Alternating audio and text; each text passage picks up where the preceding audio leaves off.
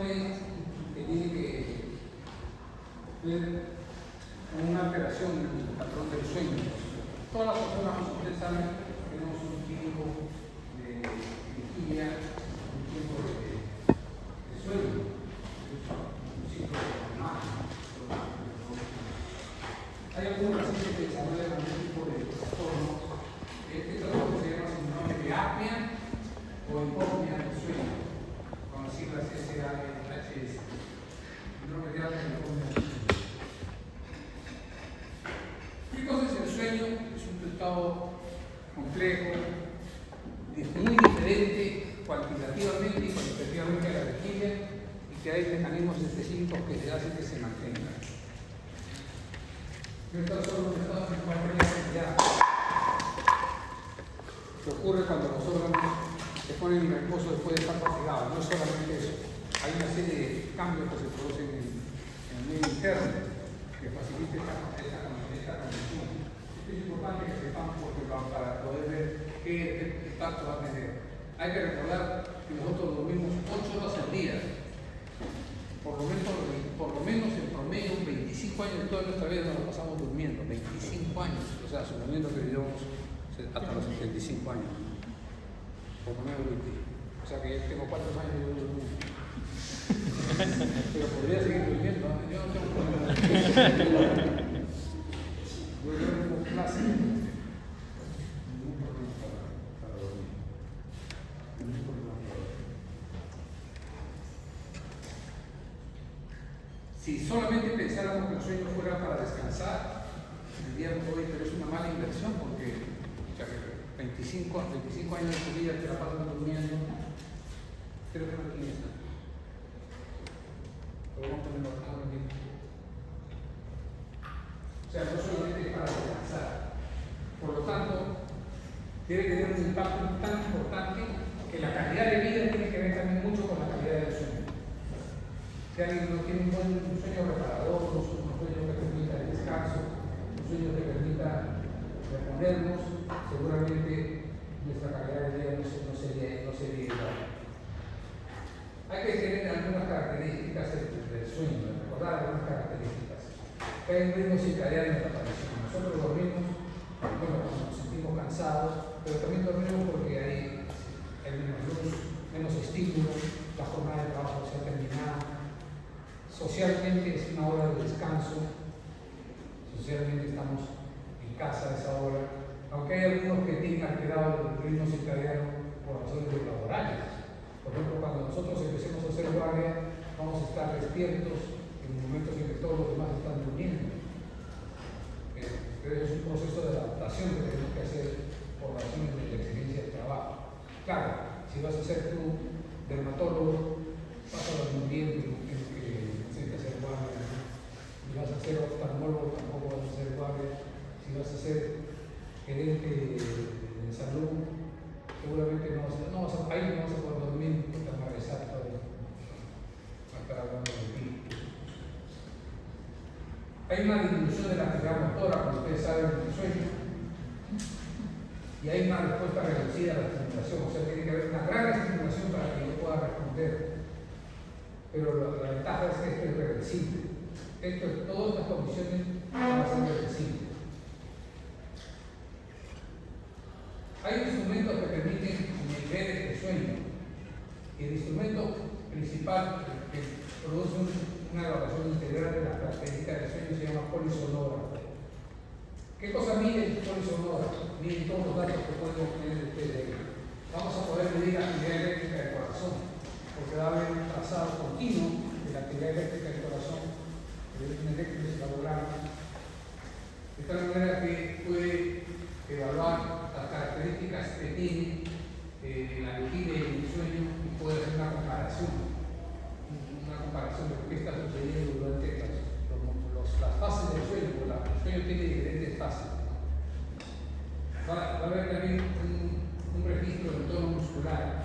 Recuerden que nosotros tenemos, el tono es un estado de semi-contracción de los músculos, el tono normal. En lugar del sueño, ese tono normal va a disminuir, no desaparece, va a disminuir el tono muscular. Luego va a haber un registro de la actividad de los movimientos oculares. Y también un registro de los parámetros respiratorios. ¿Cuáles son esos registros? Miren ustedes, en un ciclo de sueño, todo un ciclo de sueño que dura entre 90 a 110 minutos, algunos pacientes más, un poquito menos, ¿no?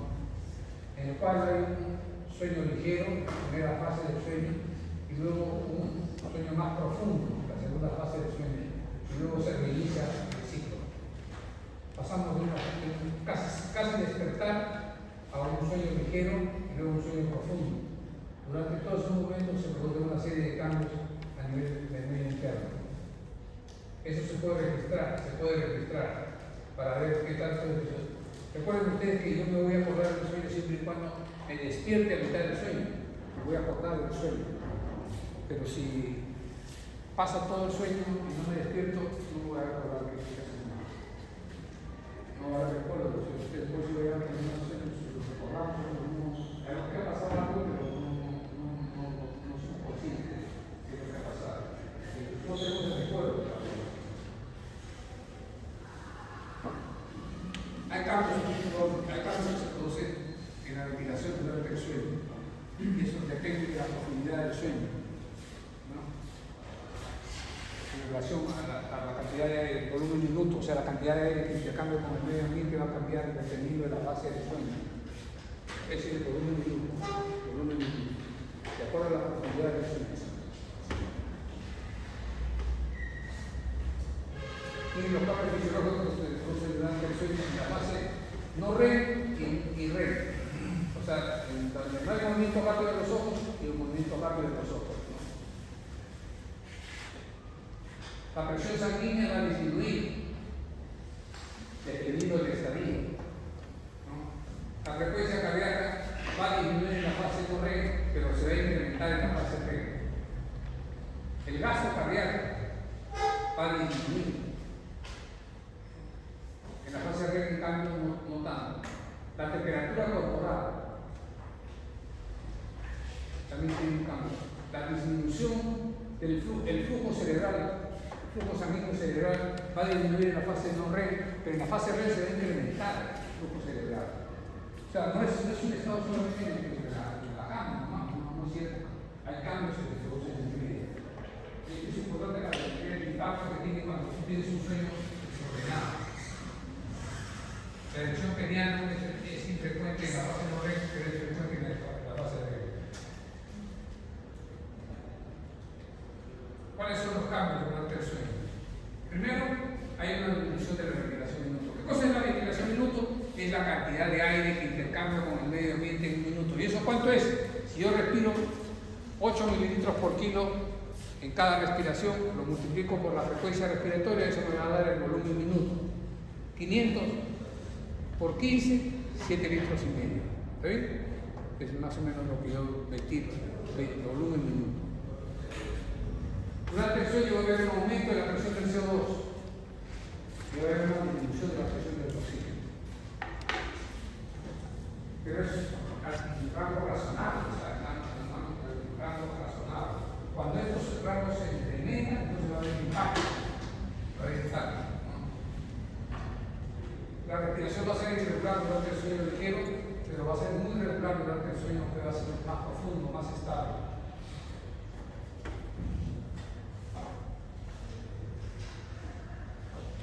Recuerden que cuando nosotros tenemos un sueño adecuado, tenemos una respiración física.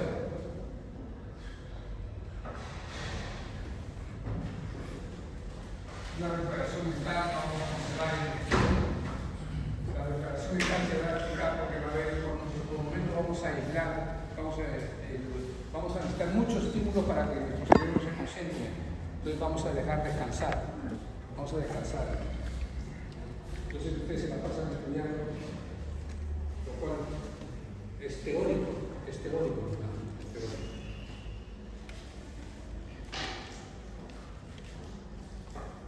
¿Cuáles son estos signos reales de cómo vamos a ver el impacto que tiene? La frecuencia. La prevalencia estimada es el número de casos por 100.000 habitantes. ¿No? Más o menos, no por 100.000 porque esto está expresado en porcentaje. Más o menos de 2 hasta un 4% de la población tiene problemas de síndrome de apnea del sueño, o sea que es importante, ¿no? De 2 a 4% de los adultos están más afectados los hombres. Los hombres somos más sensibles, ¿no? Están más afectados más los hombres que las mujeres, aunque también hay mujeres que roncan, ¿no? Hay mujeres que roncan, ¿sí? Mujeres que roncan. Entonces, cuando mi esposa me decía, si yo ronco, tú no me vas a dejar. Yo digo, no te preocupes que siempre te voy a escribir por WhatsApp. No me vas a dejar. No, pero te voy a escribir siempre. No te voy a dejar de escribir. Pero es frecuente, es un problema frecuente. Vamos a ver ahora un caso que tiene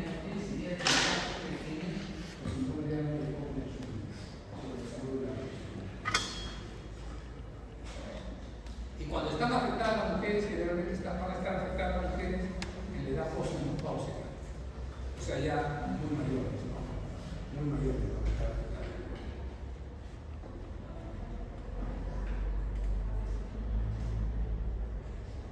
Mira, el porcentaje de adultos, de jóvenes, de acuerdo a la edad, ¿no? Conforme aumenta la edad, aumenta el síndrome de apnea del sueño. Va a ir incrementándose hasta hacerse muy elevado conforme pase. Ya a los 70 años está muy aumentada la frecuencia, ¿no? Está aumentada la frecuencia, llega al 50% de los pacientes con apnea del sueño. ¿Cómo se clasifican los síndromes de apnea del sueño? Se clasifican en obstructivos, centrales y mixtas. Los obstructivos son los más frecuentes.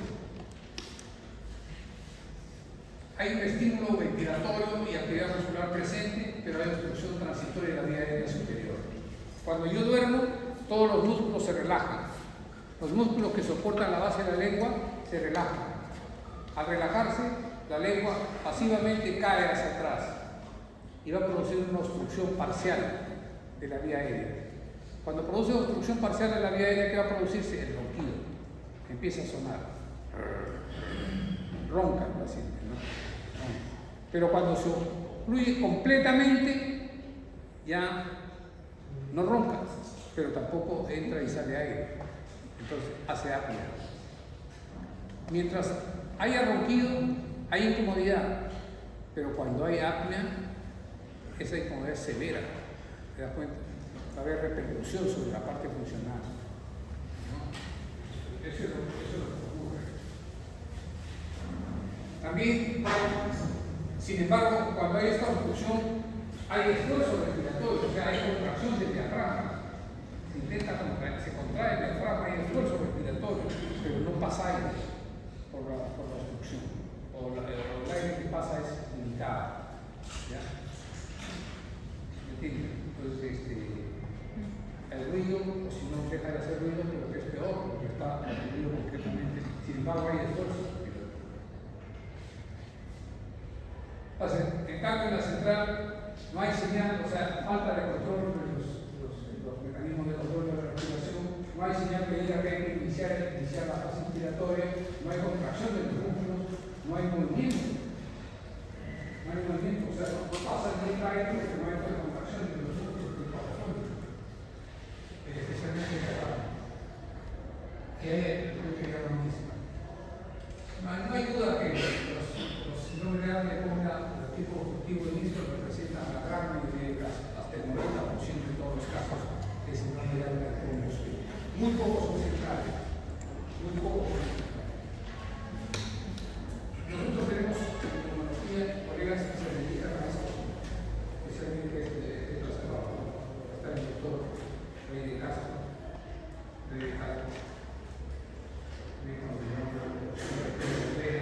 y ha sido un médico más que habla del sueño, hace un estudio del sueño, allá en el lugar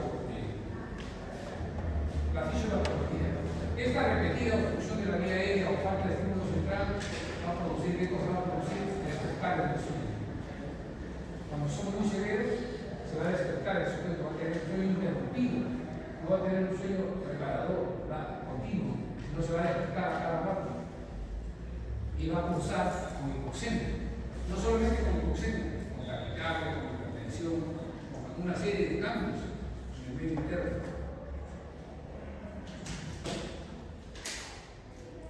¿Cuál es la etiología? A la cabeza, la obesidad.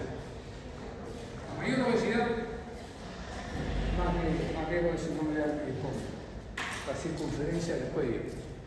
¿Sí? Yo estoy convencido que el doctor Gordán roncará, ¿no? Cuello corto, grueso. A pesar de que él tiene bastante masa muscular, ¿no? Porque él ha sido dice,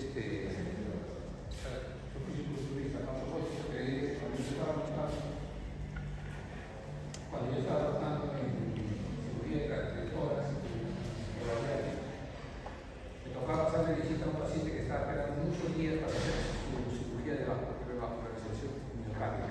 Estábamos esperando materiales, no se podía operar. Y un día estábamos en plena visita y el paciente se quejaba de que cada vez que hacía pequeños esfuerzos tenía dolor precordial, o sea, con esfuerzo mínimo. Entonces a alguien se le ocurrió durante la visita contar una experiencia graciosa y le causó risa y el paciente dijo, doctor, me da dolor, tengo dolor hasta cuando me río. Y le digo, ¿y cómo era cuando usted levantó? No, me dice, así como me ve, doctor, yo he sido fisiculturista y levantaba 70 kilos de peso en determinada posición. Yo no soy nada, mi vecina pesa 80 y yo me la estoy levantando para ver qué puedo. No, perdón, no pensé que te referías. Bueno, se refería él. Ay, ya. Qué aclaración.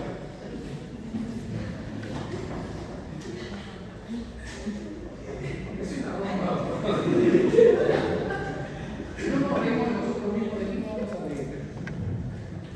No me imagino los 80 kilos para ver un vecino. Me ruedo para que salga al costado. Ruedo para que salga. La etiología, ¿no? La obesidad. El índice de masa corporal hace mayor de 28 kilos por metro cuadrado en 60-90% de los pacientes. El cuello corto, la circunferencia del cuello. ¿Se acuerdan que le preguntaba qué número de cuello usas? ¿No? Empezamos, era 15 y medio, 16, y cada vez aumentaba el. Yo lo mío porque yo uso corbata y uso camisa y corbata, entonces ya cada vez el botón más dificultad cierra. Entonces eso te da un indicador.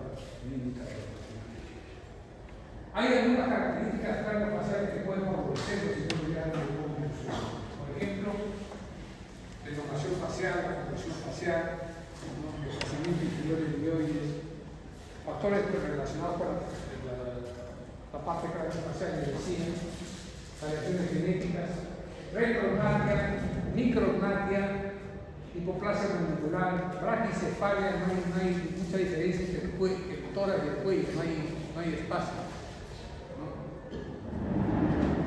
Síndrome de Down, síndrome de Marfan, síndrome de Marfan, el catarata, todas sus condiciones pueden favorecer la presentación de hernia de cobre en el suelo. También la presencia de pólipos de delineación nasal, de septum nasal, de tumores, traumas, estenosis, pero también hay gente que tiene el paladar y la boca muy prolongada, muy elongada, puede favorecer. La macroglosia, lenguas muy grandes, o la presencia de unos tumores en la cavidad oral pueden favorecer la presentación de la suelo. Hay otros factores no estructurales, por ejemplo la obesidad, la edad, mayor edad, más posibilidades. El hecho de ser hombre, claro, es una posibilidad, aumenta más en el momento. O la condición postmenopáusica en el caso de las mujeres. Hasta el doble de casos se ve más paciente relacionado. En tu casa hay un calor y hay gente que hace una factores de posición ambiental, irritantes ambientales, tabaquismo, alcohol, el uso de hipnóticos y sedantes. Si hay un paciente que solamente hace el síndrome de Alpine cuando toman licor. ¿Por qué? Porque el licor, como ustedes saben, es un sedar produce mayor pérdida del tono muscular, favorece entonces mayor posibilidad de obstrucción. Hipotiroidismo y acromegalia porque van a producir macroglosia o trastorno miopático. Ellos van a desarrollar con más frecuencia síndrome de Alzheimer. Lo cierto es que todos estos cambios van a producir impacto. Los receptores van a reportar los centros respiratorios, al centro respiratorio va a aumentar el nivel de la frecuencia respiratoria y se va a encontrar con que hay algo que ocluye en el caso de los síndromes obstructivos. Al haber algo que ocluye, va a haber esfuerzo inspiratorio, pero no va a haber pasaje de aire. Al no haber pasaje de aire, ¿qué pasará con el oxígeno? Va a caer. ¿Qué pasará con la saturación? Va a caer. ¿Qué pasará con la frecuencia cardíaca? Se va a elevar. ¿Qué pasará con la presión arterial? Se va a elevar. ¿Te das cuenta? O sea, esos son estímulos que se presentan frecuentemente en la noche. Cada episodio de apnea va a producir, y eso va a lastimar. Entonces, estos pacientes tienen mayor riesgo de crisis hipertensivas. Y si ya son hipertensos de por sí, la crisis hipertensiva va a ser más frecuente, van a tener más accidentes. ¿Usted cree que ese paciente de hemodinamia se levanta en la mañana y se queda dormido en la clase de anatomía cerebral?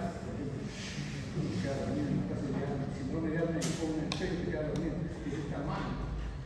Ya te quedas dormido cuando estás con tu pareja, ya ese caso muerte, está muerto, la gente está muerta.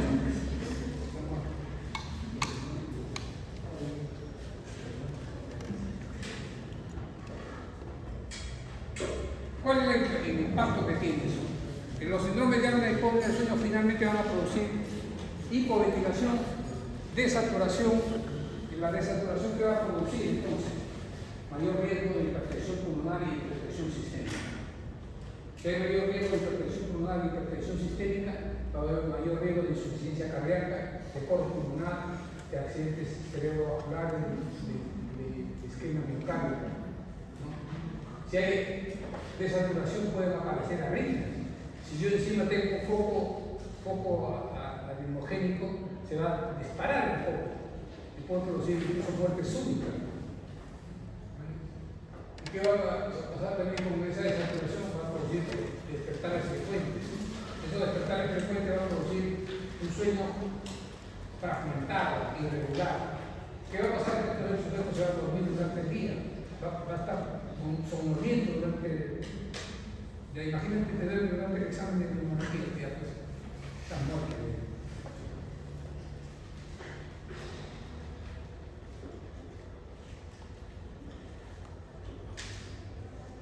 Antes del año 2000, los pacientes eran bastante fáciles de diagnosticar porque eran marcadores que claudicaban.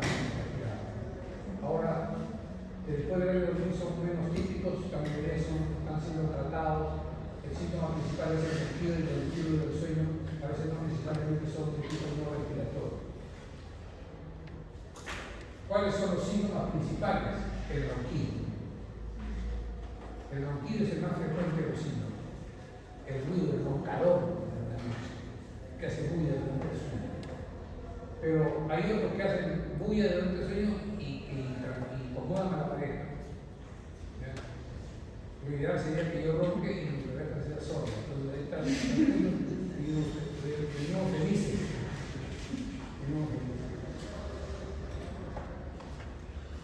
Mejor sería la pareja que lo vemos solamente, debemos ir otra prueba. Si no perdimos en el sueño. Sueño inquieto y agitado. Puede haber apneas que se observan, o sea, sin necesidad de pruebas pulmonares en la pareja, se da cuenta que el paciente hace episodios de apnea. Deja de respirar, doctor. O sea, ronca y después deja de respirar. Parece que se hubiera muerto. O sea, porque deja de respirar, son segundos que deja de respirar, hasta que como intenta respirar, despertarse, sin llegar a ser consciente y vuelve a roncar. Sudor nocturno. Muchos de ellos pueden tener insomnio. Los síntomas diurnos más frecuentes, ¿cuáles son? La hipersomnia. La gente que se queda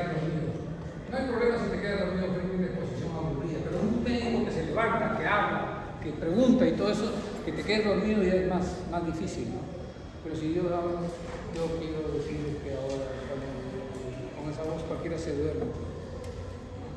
Pero la persona es importante. La cefalea despierta con dolor de cabeza, ¿no? La disfunción eréctil también está presente en un porcentaje importante. Compromiso de la memoria y la concentración. Y lo peor de todo, quedarse dormido manejando. Miren, antes, ¿cómo explicábamos la clase? Decíamos, ¿cómo decíamos antes? Un roncador, que después de eso, la familia se da cuenta que empieza a pelearse con todo. Cambios en el estado de ánimo. Cambios en el estado de ánimo. Carajo, estos alumnos no quieren venir, no llegan temprano, no se molestan. No, cambia su estado de ánimo. Tolera menos, critica más y le echa la culpa a los demás. Dice, no voy a estar molesto, si ellos llegan tarde, nunca llegan a la clase. Que ahora mi grupo, felizmente todos se han aceptado, todos han venido. Llegaban un poquito tarde algunos, pero todos han venido. Como les hemos dicho, la regla está clara desde el principio. El que no quiere venir, que no venga, olvídate que no nos haga perder tiempo a los demás. Nos diga de verdad. ¿Qué más había? Pérdida de la concentración, pérdida de la memoria. Cuando ya era muy severo, tiene pacientes que tuvimos que mandar a la urgencia para tratar, porque la paciente dice que llegaba al semáforo, daba una pestañadita y se despertaba porque le tocaba la bocina, porque ¿te das cuenta? Frente al semáforo se dormía. O sea, tenía que estar muy despierta. Imagínate, ¿tú crees que tú manejas y pestañeas un ratito? Te estrellas. Los accidentes son muy frecuentes. Esa es la importancia del equilibrio. Los síntomas predominantes. ¿Qué impacto tiene? ¿Qué complicaciones? Neuropsicológicas, accidentes automovilísticos, compromisos en el mundo laboral, empiezas a tener dificultades con tu trabajo, no solo te peleas con tu jefe. Ahora, si eres el jefe, trata mal a los subordinados. Pero si eres subordinado, trata mal al jefe, te vota por él. Ahí no hay problema. Alteraciones psiquiátricas pueden haber. Hay impactos sobre la parte cardiovascular, hipertensión arterial, hipertensión pulmonar, arritmia cardíaca, pulmonar, accidentes cerebrovasculares, enfermedad coronaria, policitemia o desarrollar insuficiencia respiratoria crónica en los pacientes.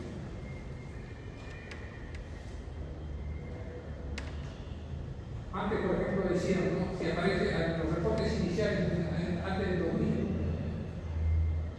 hay poca atención. Los pacientes se dormían cuando estaba viendo televisión o estaba leyendo. Se dormía en las reuniones, en los conciertos. Severa, se dormía incluso cuando está comiendo y se queda dormido a mitad de comer. Imagínate, estás con tu pareja, te quedas dormido. Ese es el colmo, ahí ya causar el divorcio de todas maneras.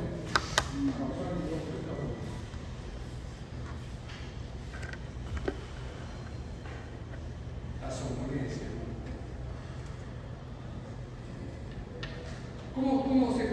¿Cuáles son los criterios diagnósticos?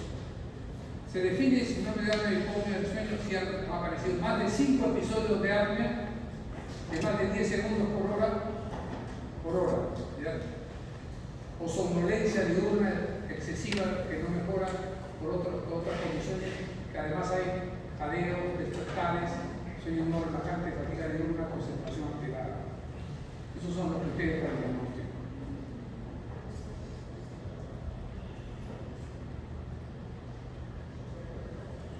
Factores de riesgo ya habíamos mencionado: obesidad, trastornos cardiovasculares, todos ellos pueden producir apnea y hipopnea del sueño.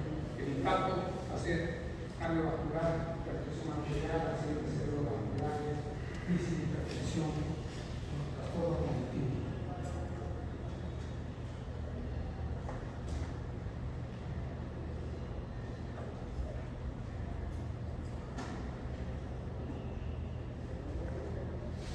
¿Cómo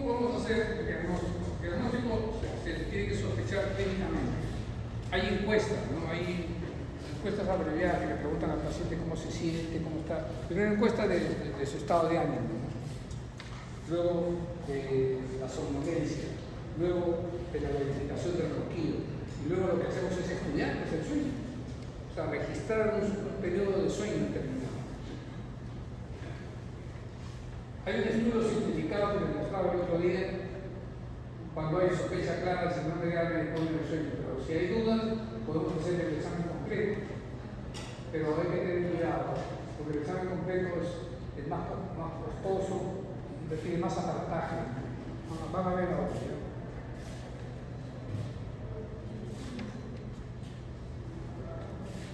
La clasificación de los equipos.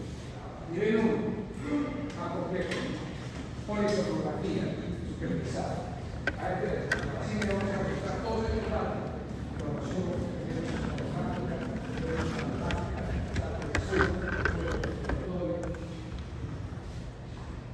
Vamos a la oximetría del pulso y la posición. El cambio de nivel 2, polisonografía no supervisada.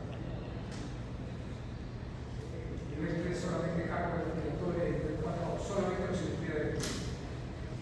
Depende de la complejidad, desde lo más complejo hasta menos complejo, más sencillo. La polisonografía convencional, completa, registra todo esto en ustedes. Vamos a poner electrodos para el registro de la actividad eléctrica del corazón, electrocardiograma, electromiografía, ronquido, en fin, oximetría, esfuerzo torácico, abdominal, etc. Todo eso tiene que estar presente, el paciente va a aparecer. Entonces, miren, ustedes ahí comienza a cantar. Así puedes dormir esto. Debe ser un poco, pero estos son los estudios de sueño. Lo llevamos a una clínica, en una habitación de la clínica, el paciente se le colocaba todos los aparatos y se registraba toda la noche. Incluso podía quedarse un profesional a registrar si había algún inconveniente. Generalmente inconveniente porque se mueven y no, deja de registrar, ¿no? Ahora son más sencillos. Es más, hace poco en casa, acá en mi familia, se ha hecho su prueba en su mismo cuarto. Se ha mandado el equipo y ha registrado los síndromes de esfuerzo respiratorio, la saturación, los despertares, los episodios de agua. Y al día siguiente, por eso el estudio ya para llevar la medicación. Miren ustedes, mucho más cómodo. Registro del movimiento del tórax, del abdomen, del flujo de aire, de la saturación, poligrafía respiratoria.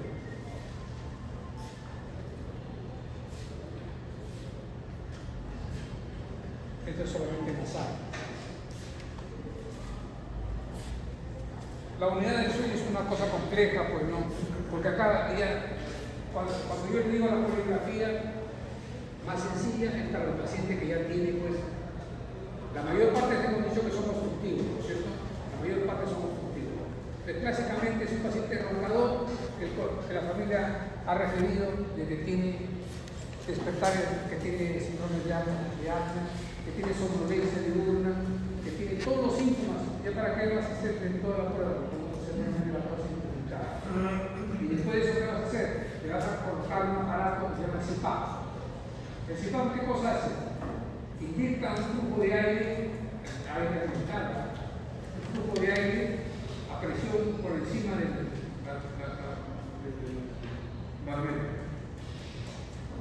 una presión positiva.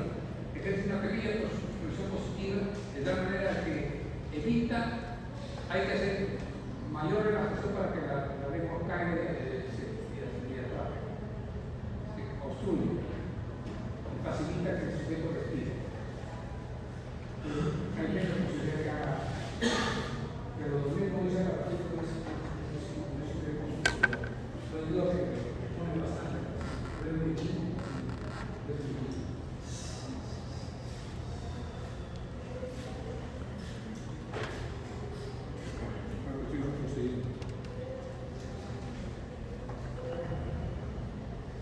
¿Y por qué es importante controlar esto? Porque hemos visto de que los pacientes que no se controlan de síndrome de apnea y apnea del sueño van a desarrollar crisis hipertensiva, enfermedad coronaria, accidentes cerebrovasculares, son los responsables del mayor número de accidentes en carretera. Hay que recordar que últimamente se define los síndromes de apnea y apnea del sueño como un desorden de estrés oxidativo, de tal manera que tiene un impacto importante. El tratamiento está dirigido a resolver los signos y síntomas, a normalizar la calidad del sueño, a disminuir los episodios de apnea y disminuyendo de esta manera los riesgos de complicaciones sistémicas, a mejorar la calidad de vida y disminuir los costos relacionados con la enfermedad. ¿Cuáles son las medidas generales? Higiene del sueño. A ver, ¿qué vamos a hablar de higiene del sueño? El sujeto debe ir a la cama solo cuando tiene sueño. O sea, no debe ir a la cama, voy a descansar mi problema de depresión, voy a tomar una meditada, porque ahora que vamos a ver qué dice. No, voy a acostarme cuando tengo sueño. Bajar de peso. El peso tiene que ser de acuerdo a la talla, que va con textura. Ojalá tengamos una talla ideal, un peso ideal para la talla. Evitar beber alcohol en las noches. Beber alcohol en cuidado también debe ser. Porque hemos dicho que el alcohol aumenta el riesgo de la relajación, de la pérdida del tono y luego de daños sensibles. No hay que usar sedantes, peor aún hipnóticos, porque eso aumenta más el riesgo. No, dejar de fumar. Hay que alertar al paciente sobre el peligro de manejar. Si el paciente está con un síndrome de apnea del sueño muy marcada, hay que prohibirle que maneje. Hay que decirle, no debe manejar. No debe manejar. Yo trabajo con lo que es invalidez. Y tenemos entre nosotros un comentario un poco resuelto, señor. Muchas profesoras que se presentan por invalidez se presentan por trastornos mentales. Profesoras locas, locas. ¿Sí? Que la historia natural es así. Empiezan a buscar a los niños, a pelearse con los niños y con las madres. Entonces, ¿qué cosa hace la Asociación de Padres de Familia? La denuncia y ¿qué hace el colegio? La saca del aula y la pone para la biblioteca. Total, la Eugenia no inicia la biblioteca. Después, como aún no hay una biblioteca de problema, la ponen en una porquería. Como hace problemas en la porquería, la ponen en limpieza. Una profesora limpiando las aulas. Para mantener su contrato, para mantener su posición. Y sigue pasando con profesora, pero era profesora de aula, pasó a la bibliotecaria, que ahí pasó a la porquería, que ahí pasó a la limpieza. Y ahora hay que encargar de la limpieza. Chofer ciego. Chofer, ¿qué tiene? Y tiene la pérdida, o sea, solamente tiene pérdida ausente de la televisión. Viene porque ha ido a renovar su libreta y lo han rechazado. Dice, no, es que sí, yo vengo porque me han rechazado, no puedo renovar y no puedo trabajar como chofer. Digo, ¿cómo vas a trabajar como chofer? Pues está ciego, prácticamente ciego.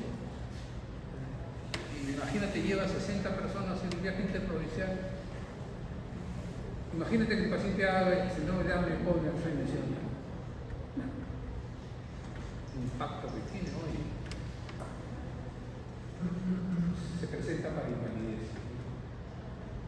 Y después hubo uno que se presentó y cuando analizamos los casos le dimos invalidez porque era una persona que narró de que había tenido conflictos con su esposa, que había logrado divorciar y después el tiempo se volvió a hablar con ella y entonces que esto es una locura, que es inatable, que eso no se había visto y que había traído invalidez total, permanente y definitiva.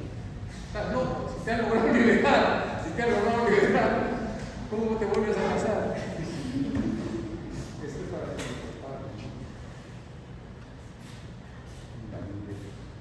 Es parte del trabajo mío, de trabajo. Le digo eso. al dormir. Algunas posiciones en el pasado, cuando no conocíamos mucho esta enfermedad en el pasado, por ejemplo, los japoneses, a los pacientes que roncaban, les colocaban en la ropa de dormir una pelota de tenis acá atrás. ¿Tú te acuerdas que eso no te tenía que ver a pasar? Te va a molestar, porque vas a dormir de costado. Entonces, impedía que durmiera de espalda, porque si duerme de espalda hay más posibilidades que rompas, pero si duerme de costado menos posibilidades. Era una técnica, un recurso. Después empezaron a dar prótesis para fijar la lengua. Tampoco resultaron muy exitosos. Después operaron, hacían una cirugía que cortaba el paladar para hacerlo más grande. ¿No? Tampoco fue exitoso. Pero era una cirugía normal. Pero la posición al dormir por sí sola también es un buen beneficio. La higiene es la regla que tenemos que tener.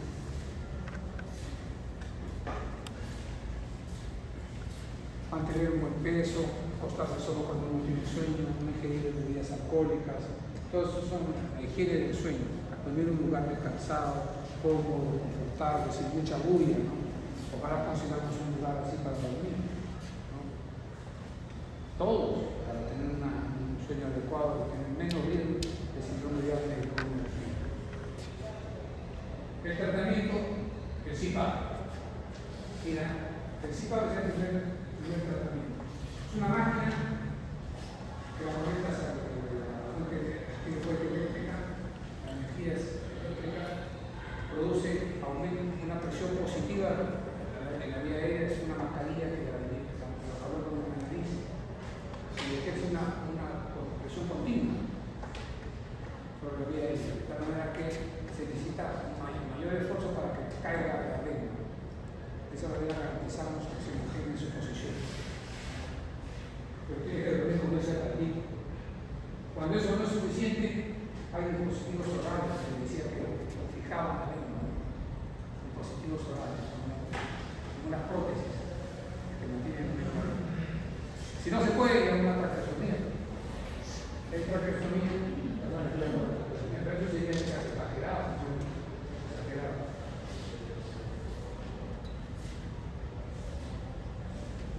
Miren, este es el mecanismo de CPAP. Esto es lo normal que ocurre. Cuando yo duermo, la lengua se va hacia atrás y obstruye. Entonces le pongo este dispositivo que mantiene la presión positiva. De tal manera que al mantener la presión positiva evita que esta porción se vaya hacia atrás y permite entonces que esté permeable la vía aérea. Ahora, ¿cuándo tenemos dificultades? Cuando el sujeto tiene problemas nasales, ¿no? Entonces hay que corregirlos también eso. Entonces primero que vaya donde el otorrino, que no tenga ningún problema importante para poder utilizar. Mira tú, el positivo. Claro, esto es solamente para mostrarlo, ¿no? Pero eso no es así, el título de los sentados. Supone que esto es solo para mostrar el tejido. Así va a dormir, solo que echar. Este es el aparato. Mejora la hipersomnia diurna, el estado de alerta, mejora los trastornos neuropsiquiátricos, mejora la función cardiovascular, la calidad de vida, incluso mejora la sobrevida, aunque la tolerancia es pobre, pero así, con esa pobre tolerancia al sistema, hay una mejoría significativa. Pero antes de eso hay que hacer todo lo otro, ¿no? Bajar el peso, hacer una actividad física regular, evitar hipnóticos, evitar el trabajo, evitar el alcohol. De esa manera se puede vamos a reducir un poco la